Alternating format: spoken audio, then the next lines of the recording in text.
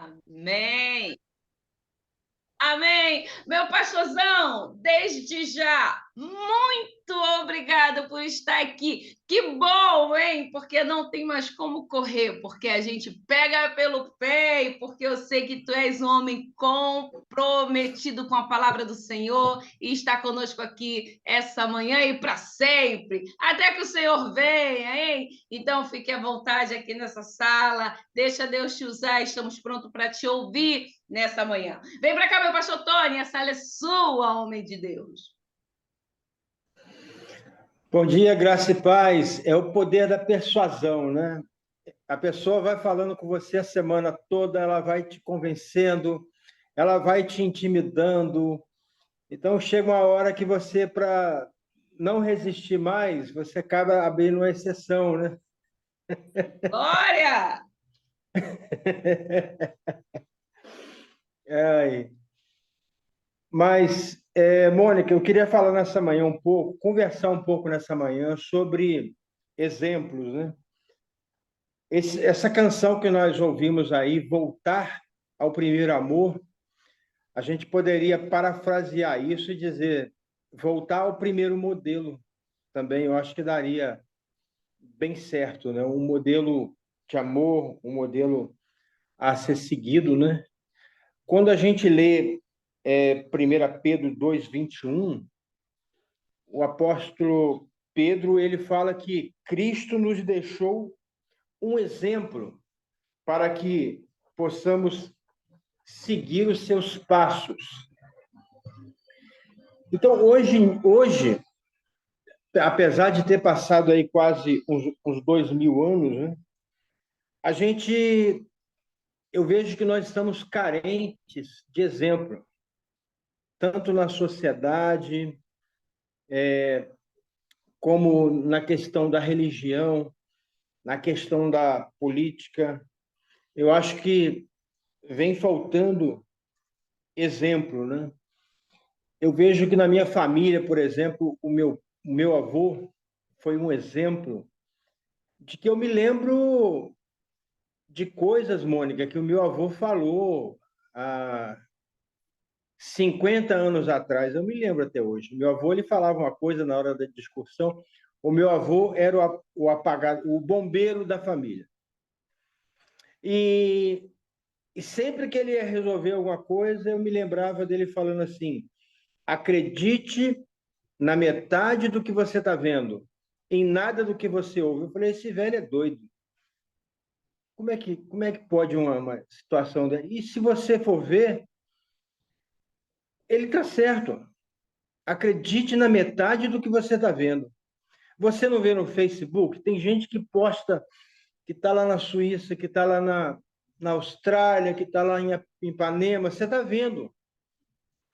Mas é aquilo tudo. E Facebook é um lugar de mostrar gente bonita, né, Mônica? Apesar de que você vai ver por trás, a situação não está muito legal. Mas demonstra que está legal. A praia, a montanha, não é? A paisagem, pano de fundo, mostra que está bonito. Então, nesse sentido, o meu avô está certo. Não é isso mesmo? Acreditar na metade do que você está vendo. Então, hoje, quem são os nossos modelos, né? Se eu pegar futebol, por exemplo, Pelé morreu tem pouco tempo, né? Quem é o modelo que se inspirou no Pelé e quem é o substituto do Pelé hoje? Nós não temos. Se a gente pegar Garrincha e se a gente for para algumas artes, por exemplo, Beethoven, né? Albert Einstein, quem substituiu essas pessoas? Quem hoje pode dizer assim, ó, Albert Einstein ou Beethoven ou Pelé é o meu modelo? Eu posso me inspirar nele? O modelo nada mais é do que uma figura de exemplo. E quais são as figuras de exemplo que nós temos hoje? E nós não podemos viver nessa carência, nessa cobrança de dizermos sempre: eu não tenho um modelo. Na verdade, eu preciso ser um modelo. Agora, não adianta, por exemplo, eu dizer abaixo, mas eu erro sempre. Eu não posso ser um modelo. Eu costumo dizer sempre o seguinte: não tenha medo de cometer erros. Tenha medo de não aprender com eles. Isso é muito diferente. Porque às vezes a gente tem medo de cometer erro e não deixar de ser modelo. Por exemplo, o grupo está todo aí, ô, Mônica? Ou só está eu, você e a pastora Rose? Está ótimo aqui. Aí no Zoom. Se tiver só nós três, eu vou falar um negócio aqui, ó. Por exemplo, eu bonito do jeito que eu sou. Se eu tivesse um poder de locutor como a Mônica tem, eu estaria rico. Eu estaria cheio de dinheiro. Imagina, bonito do jeito que eu sou, falando igual você, mano. Me apresentando igual você faz. Eu estaria rico, gente. Agora, não pode ser as minhas deficiências que eu não posso ser modelo para alguém, de alguma forma. Eu posso ser modelo para alguém nas finanças.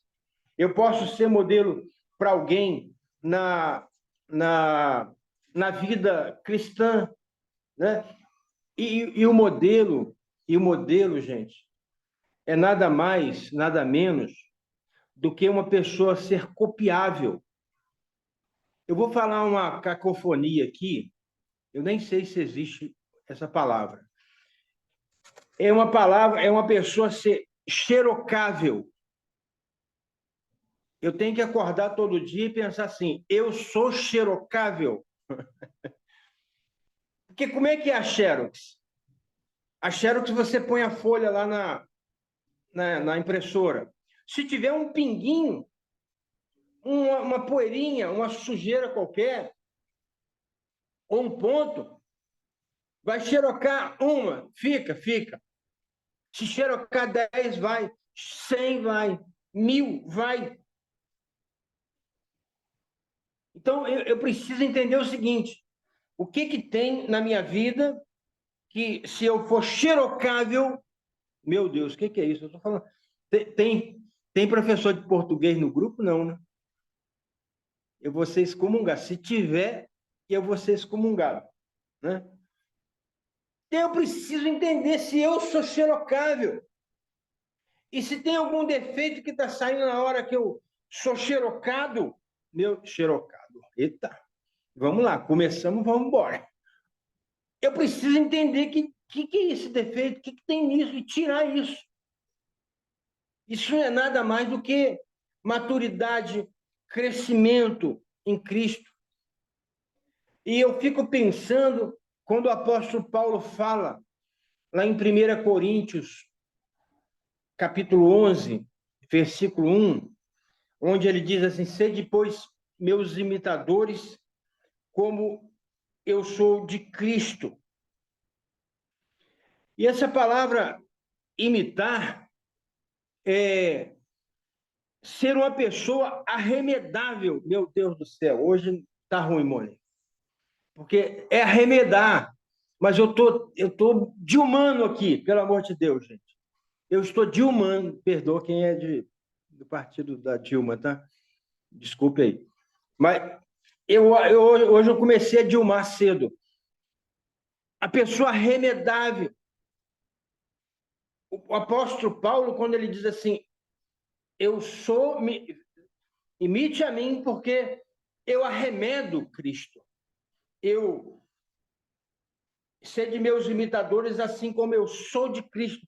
A pessoa arremedável é a pessoa, Mônica, que até fala, arremedar o outro, é até falar igual. É até ter o mesmo estilo de se vestir. É claro que, no sentido de ser aspecto pessoal, eu não tenho que usar a mesma roupa, mas eu posso usar o mesmo padrão de roupa. Não precisa usar o vermelho, né? E quando eu falo que nos falta modelo hoje, Eu vejo, Mônica, que muita gente tenta se encaixar no modelo que não cabe ele, no modelo que não é o número dele. Por exemplo, quantos modelos de sapato existem no mercado? E muitos, né? Eu sei que é muito, Mônica, sabe por quê? Porque os meus sapatos cabem numa... Quer dizer, não, isso aí vou deixar para depois. Desvia essa conversa, né? Mas eu tenho poucos sapatos, mas tem gente que tem muito mais do que eu, né? Você abre o guarda-roupa da pessoa, tem lá 200 pares de sapato lá dentro, né? Mas o número do sapato da pessoa não vai caber em mim. Então, às vezes, eu tento me encaixar num modelo que não me cabe. E esse é o problema de muitas pessoas. Tentar se encaixar no modelo de vida, no modelo de estilo de vida que não me cabe. Eu posso pegar um sapato da pastora Rose, 37, eu calço 40, e tentar usar? Não dá. É modelo feminino, modelo menor, e muita gente na igreja, muita gente na sociedade, quebrando a cara, tentando se encaixar num modelo que não é dela. Num padrão de vida, às vezes, social, financeira, que não é dela. Eu não consigo me encaixar. Jesus, ele precisava de um modelo depois da ressurreição. E aí, lá em Atos 9, ele acha um modelo que aparentemente nenhum de nós escolheria para representar, para ser imitador, para ser a xerox de Jesus. Ele pega Saulo, um homem que tinha muitos problemas com a igreja. Muitos problemas. Eu quero falar isso parafraseando para você que tem muitos problemas com a igreja. Deus pode pegar você também. Deus pode chamar você também. Deus pode parar você também. Para mostrar que o problema não é a igreja, que o problema às vezes somos nós que tentamos nos encaixar dentro desse padrão de igreja que você não foi chamado para isso. Então acalma o seu coração, aquieta o seu coração. E Deus fez isso com um homem chamado Saulo. Chamou ele 3 dias modelando esse homem. E fez de Saulo Paulo um modelo que ele precisava. E tanto é que esse versículo que eu repeti, que eu falei aqui, 1 Coríntios 11, 1, sede meus imitadores, como eu sou de Cristo, porque Paulo foi modelado. Paulo foi modelado. Mas quando eu sou modelado, eu não posso parar esse processo de modelagem. Porque esse mesmo Paulo, ele chega agora para Timóteo, né? Em 2 Timóteo 1, versículo 13, ele fala para Timóteo, Timóteo, tudo que você viu em mim, tudo que você aprendeu de mim, isso você pode imitar. Isso você pode fazer.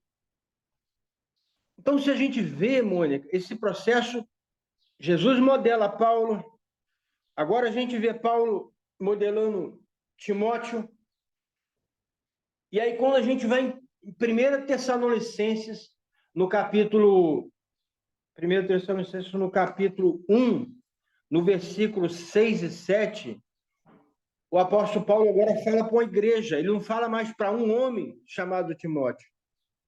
Agora ele fala para a igreja dos Tessalônicos. Fala assim, eu louvo a Deus pela vida de vocês, porque em tudo vocês foram imitadores de Cristo e nossos imitadores. Vocês me teve como exemplo. Agora, então o apóstolo Paulo começa agora a modelar e influenciar agora uma igreja inteira. E não para por aí. Não para por aí. Porque no versículo 7, o apóstolo Paulo fala assim: esse modelo foi tão forte que vocês foram um exemplo, tanto para a região da Macedônia, como para a região da Caia. Opa! Então, peraí. Nós estamos falando que Cristo modelou alguém, Paulo. Paulo modela Timóteo. Agora o mesmo Paulo modela a igreja toda de Tessalônica. E agora a igreja de Tessalônica toda vai modelando a região da Macedônia e a região da Caia. Olha como é que é forte essa questão de ser exemplo, de ser modelo. E eu preciso entender agora, Mônica, por exemplo, no mundo de hoje, quando você vai comprar um carro, quantos modelos tem? Só da Volkswagen? Só da Volkswagen são vários, né? Aí você vai modelo da Ford, né? Você entra na Ford, você fala assim, eu vou comprar lá sei lá, um carro qualquer. A hora que você olha para a Ranger, você fala assim, não, já, já não quero esse modelo agora, eu quero esse aqui. É muito modelo. É muito modelo. Só que para chegar naquele modelo, existem processos. Eu trabalhei quase 30 anos na área automobilística. É a área que eu trabalhei. E na área automobilística, existe um modelo que é chamado protótipo. O que é o protótipo? O protótipo é o modelo do carro que vai ser fabricado.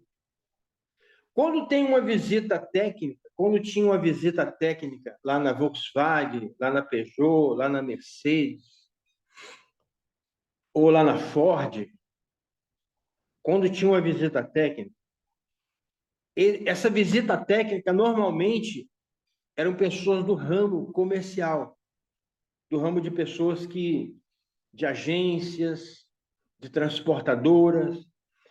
Ô, Mônica, eles não iam visitar a fábrica.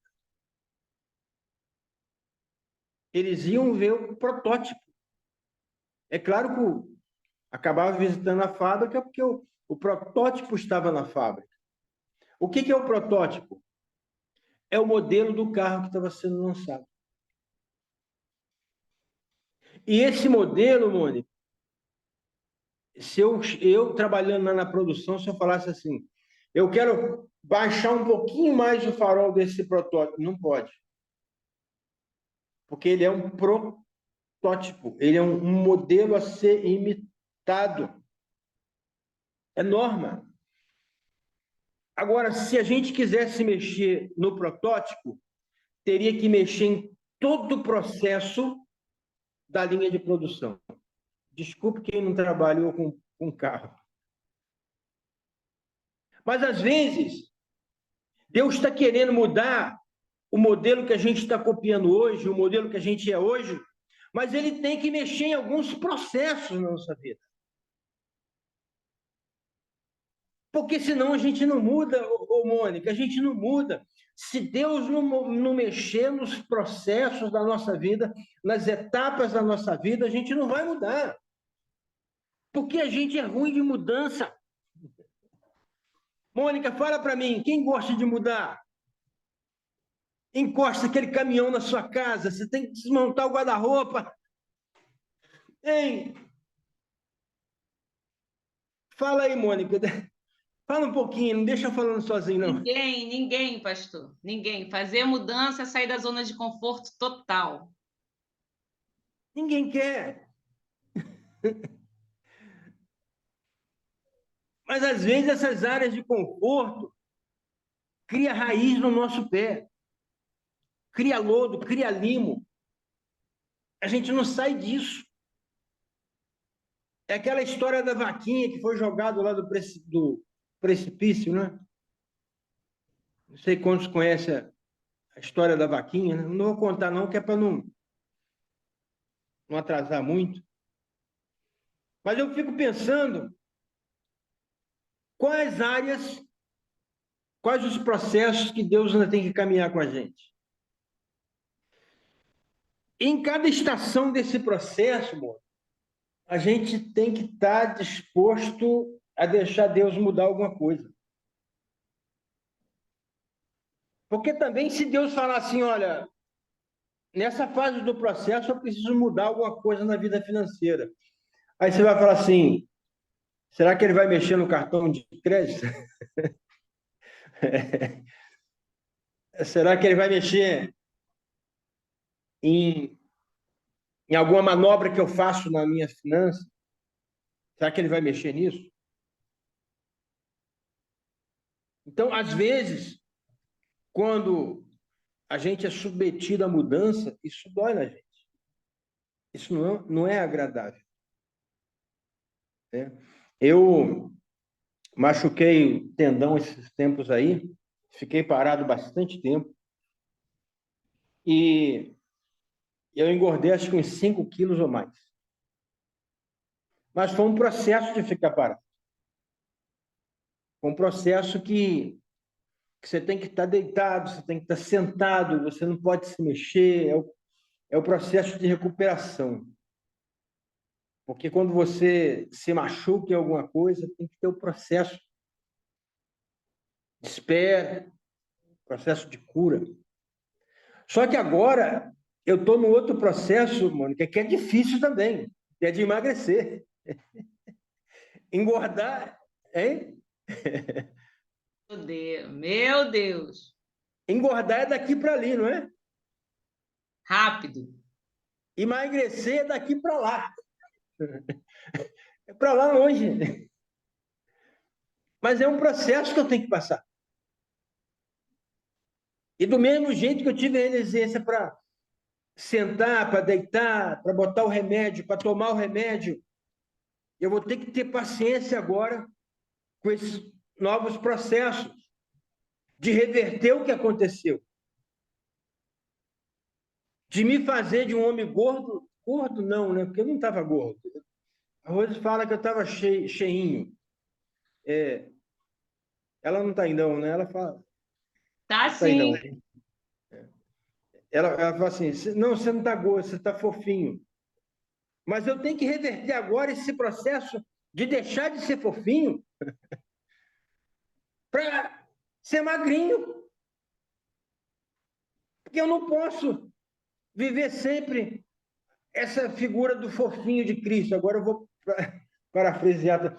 Eu não posso deixar de ser sempre essa pessoa, né, fofinha, tentando ser amável, tentando agradar todo mundo, com um modelo que eu não sou, que eu não consigo ser, o agradabilíssimo, eu não consigo ser. E agora eu tenho que lutar para emagrecer. E às vezes deixar de ser agradabilíssimo, de dizer não às vezes, também é um processo. E não é fácil. É alguém que está falando para vocês que tem que fazer isso, mas que não é fácil.